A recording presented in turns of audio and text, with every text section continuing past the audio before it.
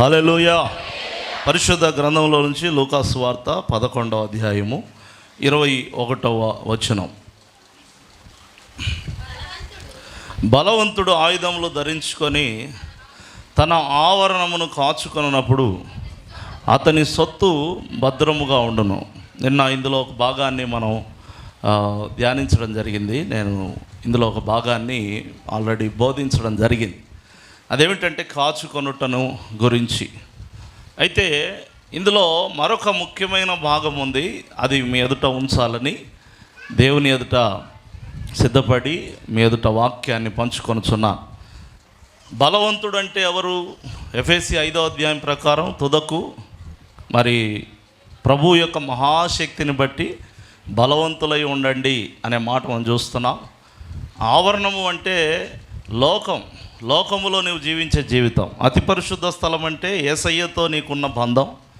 పరిశుద్ధ స్థలం అంటే సంఘముతో నీకున్న బంధం. ఆవరణం అంటే లోకముతో నీకున్న బంధం. కొంతమంది దేవుని దగ్గర బాగానే ఉంటారు, సంఘములో కూడా బాగానే ఉంటారు, కానీ లోకంలోకి వెళ్ళిన తర్వాత వారి అసలైన ప్రవర్తన అనేది బయటపడుతుంది. సరే, ఈ విషయాన్ని మనము పక్కన పెట్టి ముఖ్యంగా ఆయుధములు ధరించుకొని అనే మాట మనం చూస్తున్నాం. మనల్ని మనము ఈ లోకములో కాచుకోవడానికి, భద్రపరచుకోవడానికి ఆయుధములు ధరించుకోమని వాక్యం చెబుతాం. ఒక విలేకరిని పోయి నీ ఆయుధం ఏంటయ్యా అని అంటే ఏం చెప్తాడు? కత్తి చూపిస్తాడా? ఏం చూపిస్తాడు? కలమే నా ఆయుధం అంటాడు. ఒక క్రికెటర్ బ్యాట్స్మెన్ దగ్గరికి వెళ్ళి ఏంటి నీ ఆయుధం అంటే వాడు బ్యాట్ చూపిస్తాడు. ఇలాగున ఒక క్రైస్తవునికి కూడా ఆయుధాలంటే కత్తులు కటార్లు కాదు. ఏమండి, క్రైస్తవునికి కొన్ని ఆయుధాలు ఉండాలి. దేవుడు అన్నాడు సర్వాంగ కవచమును ధరించుకోమన్నాడు. ఎఫెసీ 6:10 ఉంటుంది ఆ మాట. అయితే ప్రియమైన వాళ్ళారా, సర్వాంగ కవచములో ఆయుధం ఏమిటి అంటే మొట్టమొదటి ఆయుధము వాక్య ఖడ్గం. వాక్యం అనేది ఖడ్గముగా పోల్చబడింది. సర్వాంగ కవచములో నీతి అనే మైమరుపు, రక్షణ అనే శిరస్త్రానం, ఇవన్నీ కూడా మనిషిని కాపాడతాయి. కానీ శత్రువుతో పోరాడడానికి ఉపయోగపడేది ఏంటి? ఎవరైనా డాలుతో పోరాడతారా? విశ్వాసం అనే డాలు అన్నాడు. డాల్ అంటే ఏంటి? అవతలోడు వచ్చి మరి పొడవాలని చూసినప్పుడు అడ్డం పెట్టుకునేది డాలు. మరి నువ్వు అవతలతో పోరాడాలంటే నీ చేతిలో ఏముండాలి?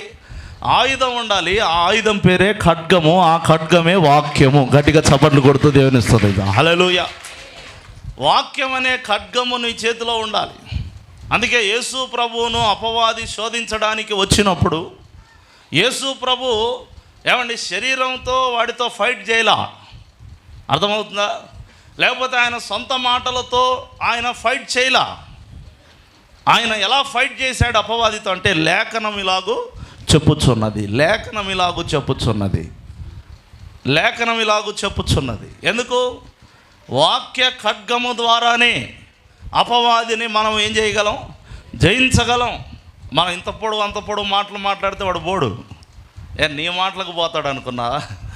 యేసయ్య మాటలకు వాడు పారిపోతాడు. గట్టిగా చప్పట్లు కొడుతూ దేవుని స్తుతిద్దాం. హల్లెలూయా. అందుకే వాక్యము అనేటువంటిది చాలా ఇష్టపడాలి. మనం వాక్యానికి చాలా విలువ ఇవ్వాలి. వాక్యం వినడానికి మామూలుగా లోకంలో సామెత అంటారు, చెవి కోసుకోవాలి. చెవి కోసుకోవాలి లోక సంబంధమైన వార్తలు వినడానికి. ఏమండి, ఆ పక్కింట్లో ఏం జరుగుతుంది, ఎదురింట్లో ఏం జరుగుతుంది, ఆ వీధిలో ఏం జరుగుతుంది, ఈ వీధిలో ఏం జరుగుతుందని వినడానికి కొంతమంది స్త్రీలు చెవులు కోసుకుంటారు. కానీ యేసయ్య వాక్యం వినడానికి వచ్చేసరికి అదేదో మరి చాలా ఇబ్బందికరంగా అనిపిస్తూ ఉంటుంది. మీలో ఎంతమందికి వాక్యం వినేటప్పుడు చాలా ఇబ్బందికరంగా అనిపిస్తుందో ఒకసారి చేతులు ఎత్తండి. హల్లెలూయా. చప్పట్లు కొడుతుంది ఒక ఆమె. హల్లెలూయా. దేవునికి స్తోత్రం. మనం ఖచ్చితంగా ఆయుధములు కలిగి ఉండాలి. అందులో మొదటి ఆయుధం ఏంటి? వాక్యం. ఎంతమందికి వాక్యం అంటే ఇష్టం? ఒకసారి చేతులు ఎత్తుదాం. హల్లెలూయా. వాక్యముతో నా సహవాసము, వాక్యమే నాకు ఆహారము. పాడదాం. వాక్యముతో నా సహవాసము, వాక్యమే నాకు ఆహారము, వాక్యమే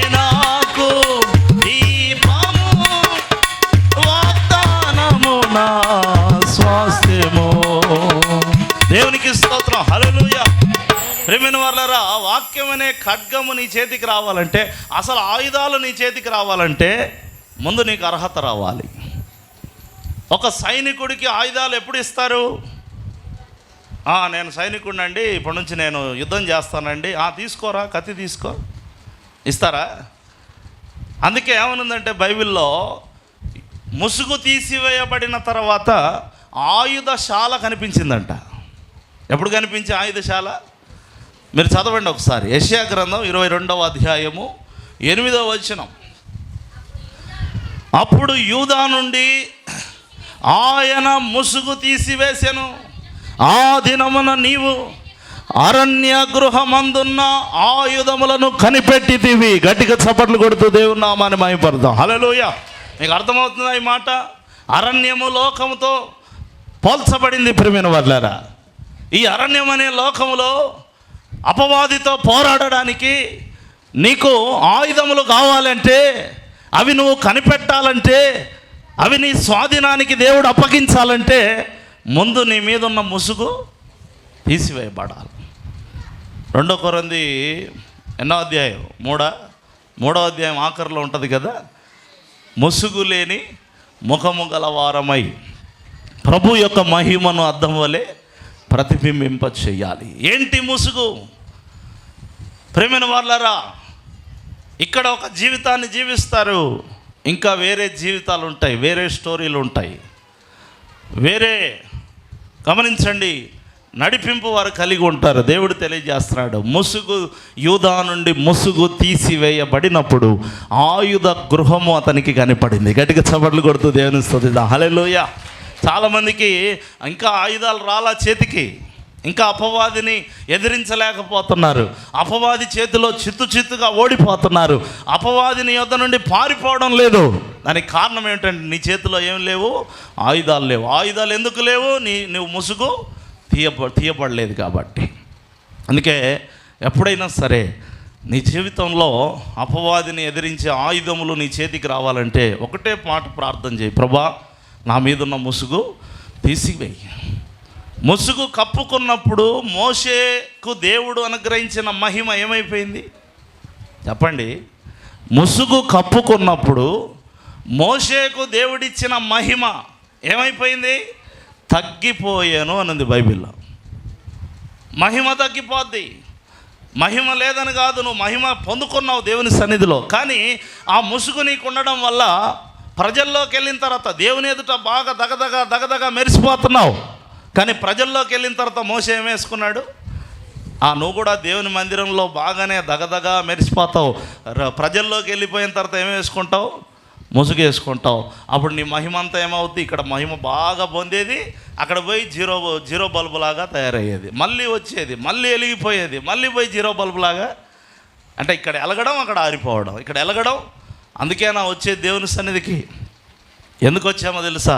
ఇక్కడ వెలిగి అక్కడ వెలిగించడానికి వచ్చాం. గట్టిగా చప్పట్లు కొడుతూ దేవుని స్తుతిద్దాం. హల్లెలూయా.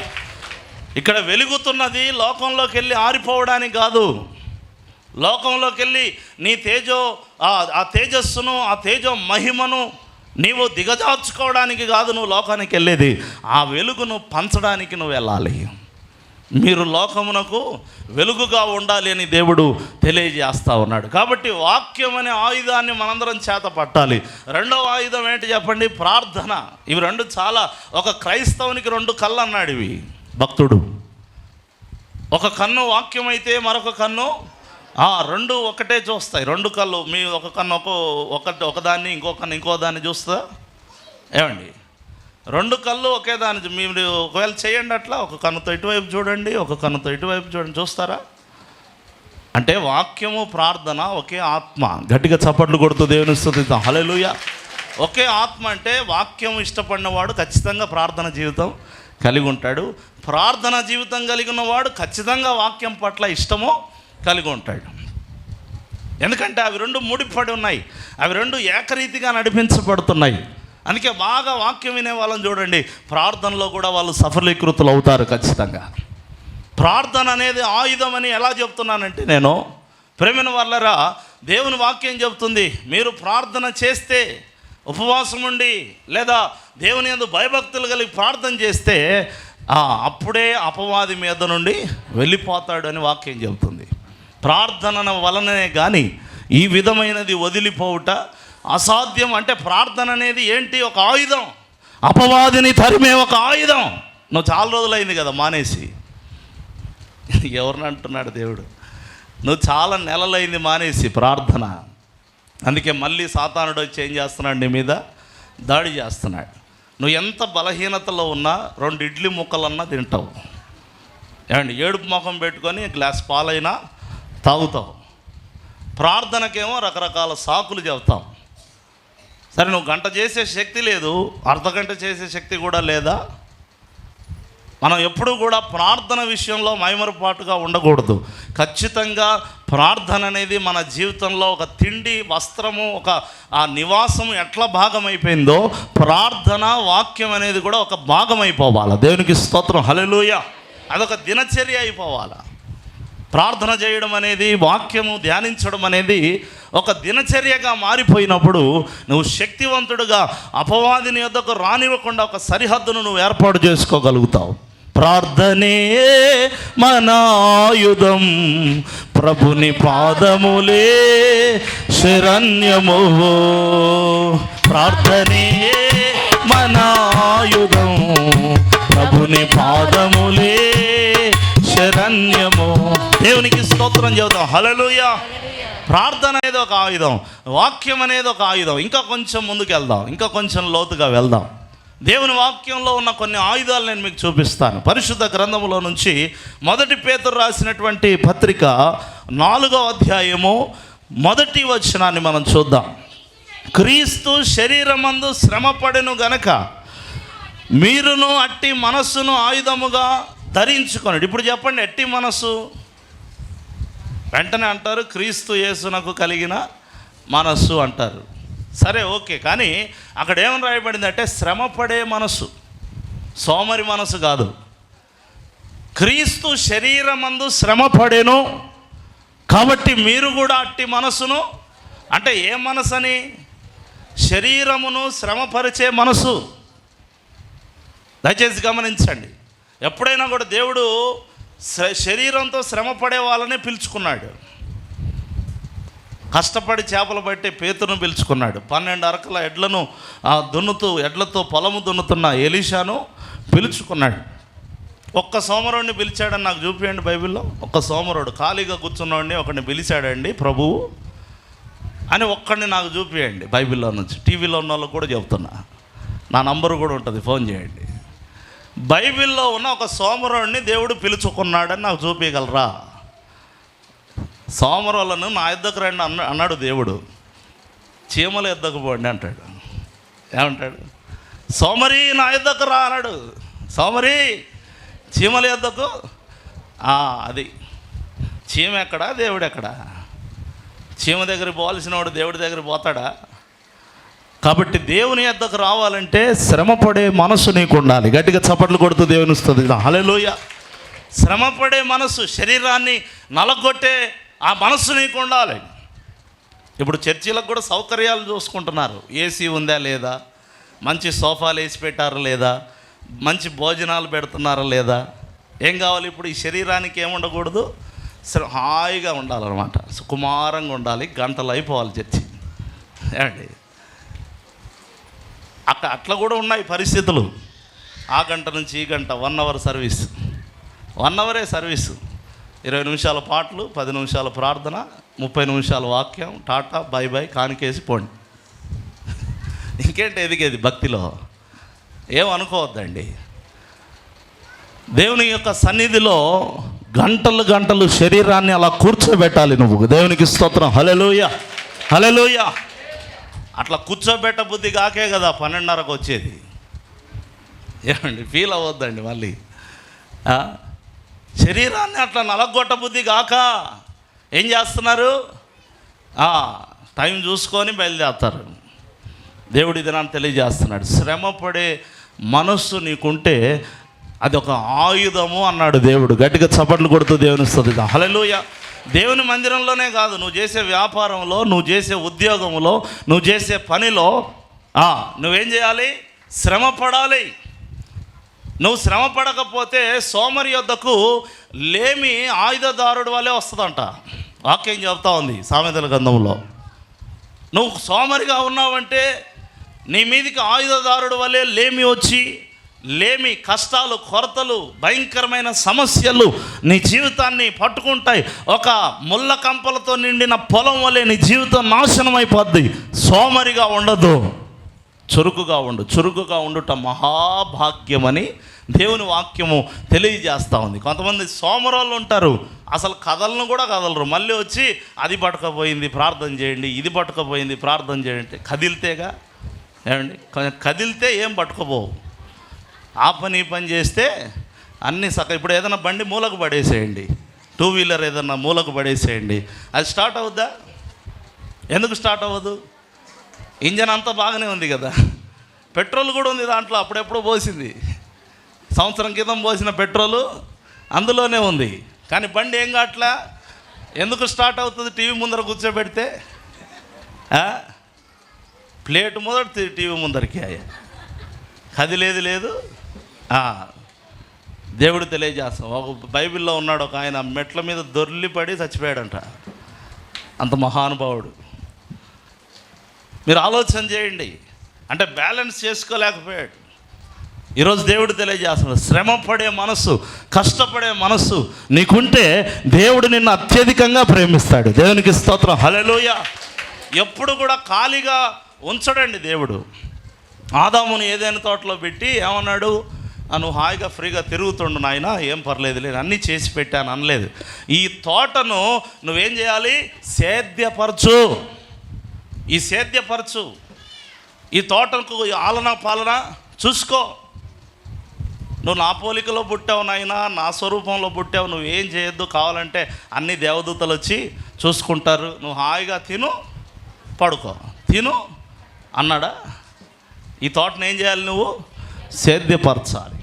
ఈరోజు నీ జీవితంలో కానీ, నా జీవితంలో కానీ, ఎవరి జీవితంలో కానీ నీ ఆయుధం ఏంటంటే శ్రమపడే మనసు. దేవునికి స్తోత్రం కలుగును గాక, హల్లెలూయా.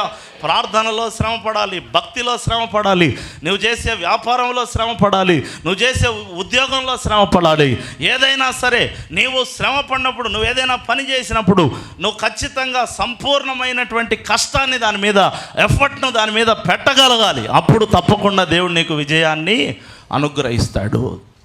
తప్పకుండా శ్రమపడే మనసు అనేది ఒక ఆయుధం. లోకంలో కూడా ఒక సామెత ఉంది, కష్టే ఫలి, కష్టే ఫలి. నిజమే, నువ్వు కష్టపడితే దేవుడు కూడా ఖచ్చితంగా నీకేమిస్తాడు? ఫలితాన్ని ఇస్తాడు. మొండిగా పట్టుబట్టి పనిచేయి, నీకు ఖచ్చితంగా నీకున్న అప్పులన్నీ దేవుడు తీర్చిపోతున్నాడు. గట్టిగా చప్పట్లు కొడుతూ దేవుని స్తుతిద్దాం, హల్లెలూయా. మొండిగా పట్టుబట్టి నువ్వు చక్కగా నీ యొక్క పనిని నిర్వర్తించు. ఖచ్చితంగా నీ కుటుంబ పరిస్థితులన్నీ దేవుడు ఏం చేయబోతున్నాడు? చక్కదిద్దబోతున్నాడు. శ్రమపడి బాగా చదువుకో, నువ్వు ఆశించిన దానికంటే అద్భుతమైన ఉద్యోగం దేవుడు ఇవ్వబోతున్నాడు. చదవడానికి బద్ధకం అయితే పేపర్ ఖాళీగా పెట్టొచ్చి ఏం చేయాలా? అంతే ఉంటుంది. చాలా దీనస్థితిలోకి వెళ్ళిపోతారు. సోమరితనం, చదవడానికి ఇబ్బంది, చదివిన దాన్ని గుర్తుపెట్టుకోవడానికి కొంతమందికి అయితే మరీ ఓవర్. ఇక చదివిన దాన్ని రాయడానికి ఇబ్బంది. అది చెయ్యి వస్తుంటుంది, ఇట్లా పెన్ను పక్కన పెట్టి ఇట్టిట్టిట్ అంటుంటారు చెయ్యి. ఏమండి, చదివి వింటారు కానీ ఏం చేయబోద్ది కాదు, ఆ శరీరం సహకరించదనమాట. చాలామంది ఈ సోమరితనం వల్ల ఏమైపోతున్నారు? నాశనం అయిపోతున్నారు.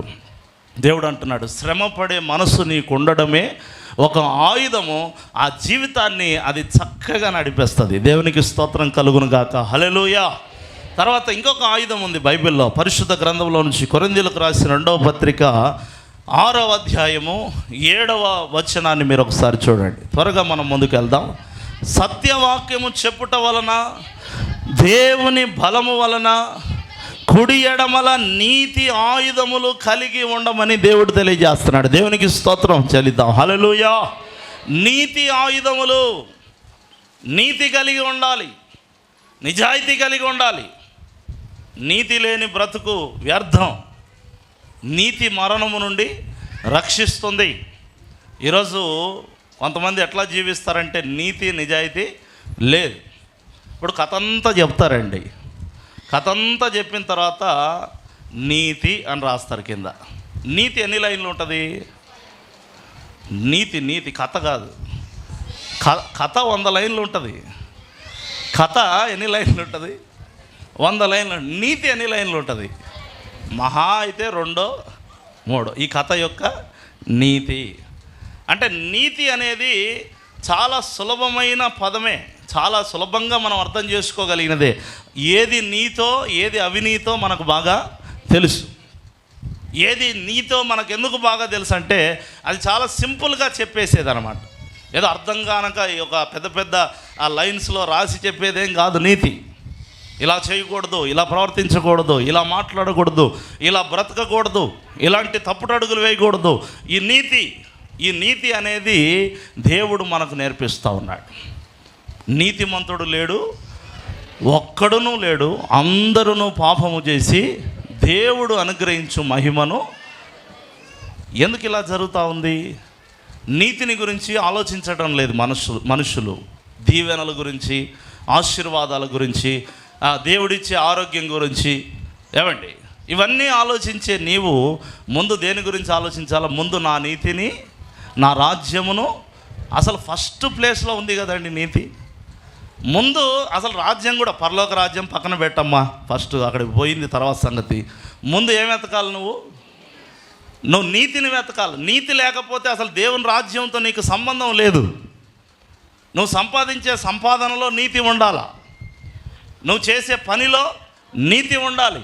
అది నీతి కలిగిన పని అయితేనే చేయాలి. వ్యభిచారం చేసి బిర్యానీ తింటే అది ఒక బ్రతికేనా? చెప్పండి.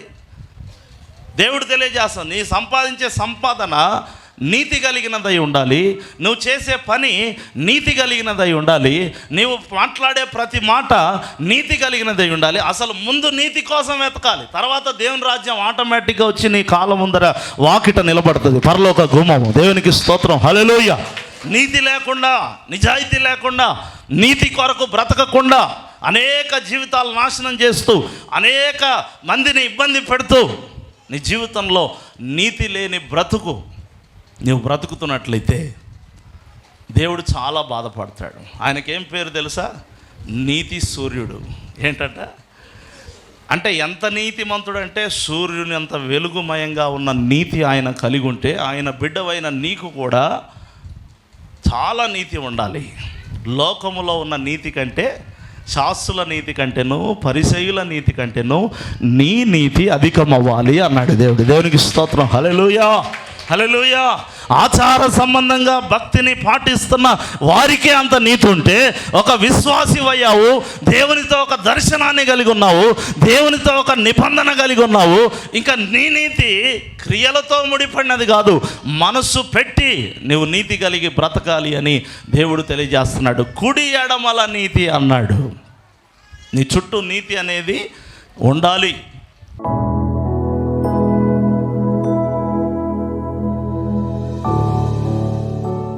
అందరూ మోకరించుదాం. నిలువు మోకాళ్ళ మీద ఉండి ఒకసారి దేవుని సముఖంలో, ప్రభా నాయన మీ సన్నిధిలో మేము ఆయుధములు కలిగి ఉండాలంటే ఖచ్చితంగా మా మీద ఉన్న ముసుగు తీసివేయబడాలి. లేఖనాల్లో నుంచి అనేక విషయాలు మాకు బయలుపరుస్తూ వచ్చారు. అందరూ మోకరిద్దాం. ప్రతి ఒక్కరు కూడా నిలువు మోకాళ్ళ మీద ఉండి ప్రార్థన చేద్దాం. దేవుడు మనతో మాట్లాడిన ప్రతి మాట మన హృదయంలో నెరవేరాలి. నీవు ఆయుధాలు లేకుండా ఉంటే కనుక అపవాది నీ మీద దాడి చేస్తాడు. వాక్యం అనే ఆయుధం, ప్రార్థన అనే ఆయుధం ఖచ్చితంగా నీవు కలిగి ఉండవలసిందే.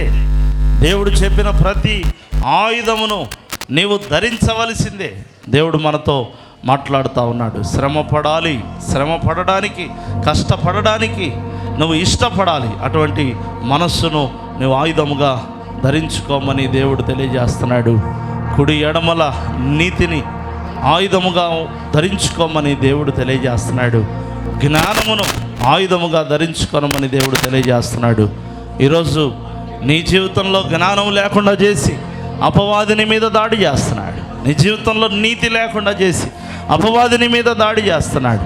నీ జీవితంలో శ్రమపడే మనసు లేకుండా సోమరిగా చేసి అపవాదిని మీద దాడి చేస్తున్నాడు. నీ జీవితంలో ప్రార్థన లేకుండా చేసి, వాక్యం లేకుండా చేసి అపవాదిని మీద దాడి చేస్తున్నాడు. ఎందుకంటే నీ దగ్గర ఆయుధం లేదు. ఈరోజు ఆయుధాలు సంపాదించుకో. నీ దగ్గర పెట్టుకో. అపవాది దాడి చేసినప్పుడంతా వాటిని ఉపయోగించు. అపవాది ప్రభువు దగ్గరికి వచ్చినప్పుడు లేఖనములను ఆధారం చేసుకొని, వాక్యాన్ని ఆయుధంగా చేసుకొని అపవాదిని వెళ్ళగొట్టాడు ప్రభువు. ఈరోజు నీ జీవితంలో కూడా ప్రార్థన ద్వారా, వాక్యం ద్వారా తప్పకుండా అపవాదిని ఎదుట నుండి పారిపోతాడు. దేవుని ఎదుట శ్రమపడే మనస్సు ఖచ్చితంగా, మరి దేవుని ఎదుట నీతిని కలిగి ఉండేటువంటి వ్యక్తిగానే ఉంటే, జ్ఞానము సంపాదించుకునే వ్యక్తిగానే ఉంటే, దేవుడు తప్పకుండా నిన్ను ఒక బలమైన సాధనముగా, ఒక బలమైన సైనికుడుగా దేవుడు నిలబెడతాడు. వినిన వాక్యాన్ని వ్యర్థంగా నువ్వు తీసిపడేయద్దు. నీలో ఒక పోరాట పటిమ కలిగి ఉండాలి, ఒరిమి కలిగి ఉండాలి. ఆషామాషిగా నువ్వు జీవించొద్దు. దేవుని సన్నిధిలో ఒక బలమైన ఆయుధదారుని వలె, ఒక బలమైన ఆయుధాలు కలిగిన వ్యక్తి వలె నువ్వు దేవుని సన్నిధిలో సిద్ధపడాలి. పరిశుద్ధుడా, జీవంగల మా తండ్రి, వెత్తబడిన వాక్యాన్ని నీరుగట్టి ఫలింపచేయండి. ప్రతి ఒక్కరిని కూడా మీరు సిద్ధపరచండి. ఈ 5 ఆయుధాలు వారిలో ఉండునుగా కానీ ప్రార్థిస్తున్నాం.